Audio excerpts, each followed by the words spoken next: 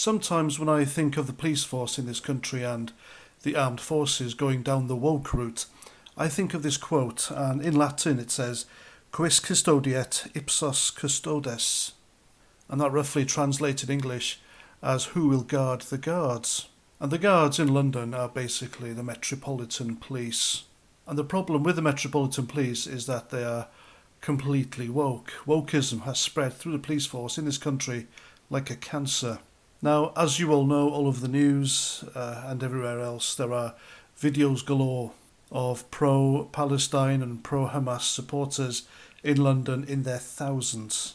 And they're not just marching either, they're holding little pockets of speeches wherever they can find a corner.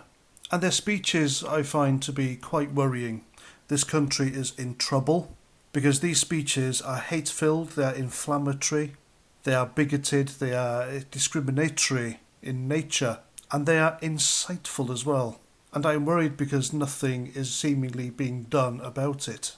And these have all been reported to the Metropolitan Police with no luck. There is a video of a young Muslim man waving the black flag of ISIS openly in London. There's the tube driver as well, encouraging his passengers to chant Free Palestine. And I think the most disturbing of all was a little speech in a corner somewhere in London during this march, where the guy stood on a soapbox in front of a banner that said the words Muslim Army on it. And during this speech he encouraged the crowd to chant Jihad, Jihad, Jihad against Israel. Now, looking up the word jihad in the dictionary, it only has one meaning, and that is the complete destruction of anyone who is not of the Islamic faith. So now we have very public calls for jihad against Israel on the streets of London, and of course the old Bill, old Plod, they are nowhere to be seen. Now, the British police, they will arrest you for retweeting a transphobic limerick, as happened to one person recently. If you tell a British copper that she looks like your lesbian nana, then 6 officers will kick your door in and drag you down to the cells. Right-wing political campaigner James Goddard was arrested for calling a politician a Nazi, and he was banned from Westminster for 5 years for it. And interestingly, that MP was Anna Soubry.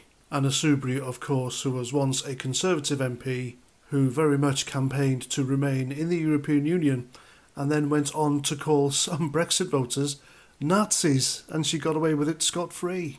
And that poor sod who just stood there watching the march go past had a Union flag on him, and he was carted off by the police. And yet this group, and by the way, this rally was organised by Hizb ut-Tahrir, a radical group banned by many countries for their advocacy of establishing a caliphate. They did this little speech in a corner somewhere in London, and they called their Muslim societies in Britain to mobilise their Muslim armies for jihad against Israel.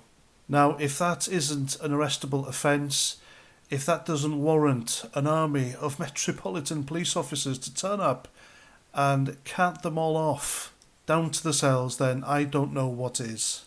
And like I said, this is very, very worrying indeed. This country is in real trouble. And the most astonishing aspect of this was that this video was sent to the Met Police. They saw it online, they were tagged in it numerous times, and this was their shocking reply.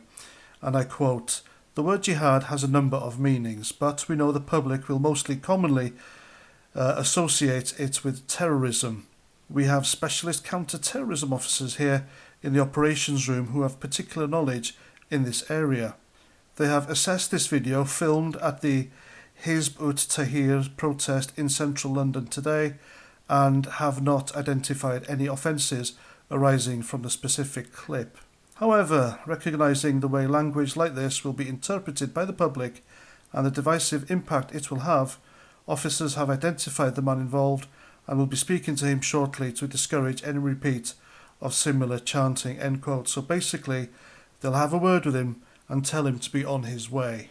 Now, I promise you folks, if somebody stood in the middle of this march waving a Union flag calling for a crusade, then the whole Met Police will be down on him quicker than a Portsmouth prostitute. And this is why I mentioned the quote, "Who will guard the guards? Who the hell is watching the Met Police and making them do their damn job during this whole thing?" Because there are two reasons here. Either they support what's going on or they're too scared. And looking at the Black Lives Matter marches and riots a few years ago, I reckon they're scared. Well, they did take the knee, so probably both. They supported them as well, didn't they? And this is yet another reason why London simply isn't a safe place when stuff like this goes on. I mean, violent crime is rampant in Sadiq Khan's London anyway. And now we have these people openly and freely marching, calling for the destruction of a people and the mobilisation of a religious army. I think it's also interesting to note that the pro-Palestinian rally outside the Turkish embassy in London was also sex segregated. What on earth has happened to this country, ladies and gentlemen? And there we go. That's my video, that's my tuppence. Please let me know what you think in the comments. And until the next time, keep safe and Roger Trout.